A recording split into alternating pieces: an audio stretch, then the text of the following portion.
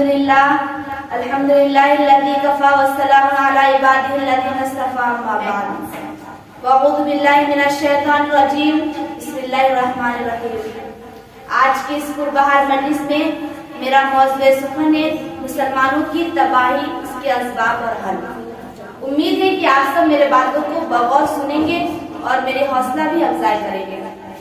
کسی شاعر نے کیا ہی خوب کہا ہے، نفرت کی بات ہے نہ عداوت کی بات ہے، نفرت کی بات ہے نہ عداوت کی بات ہے، میری زبان پہ صرف محبت کی بات ہے۔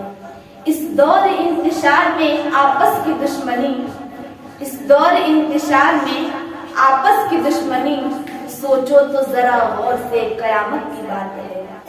میری پیاری بہنوں، آج مسلمانوں کے اندر نفرتوں اور عداوتوں کی خلیج اور آپسی تنازع کی ایک مہلک بیماری ہر مسلمان کے رگ رگ و ریشے میں سما چکی ہے۔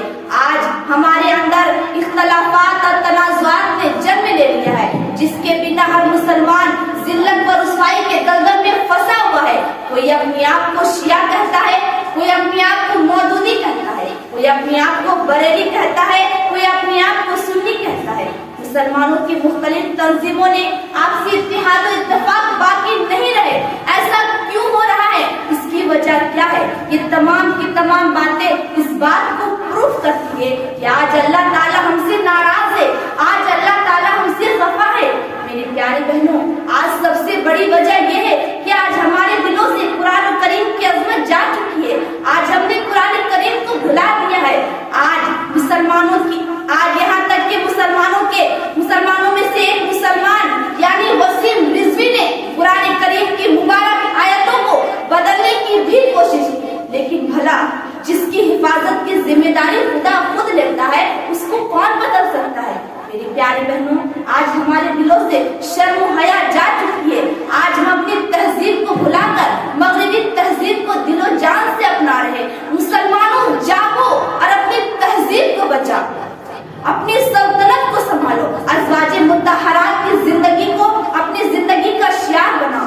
کسی شاعر نے کیا ہی خوب کہا ہے، یہ خاموش مزاجی تمہیں جینے نہیں دے گی، یہ خاموش مزاجی تمہیں جینے نہیں دے گی، اس دور میں جینا ہے تو کوہرام مچا دو۔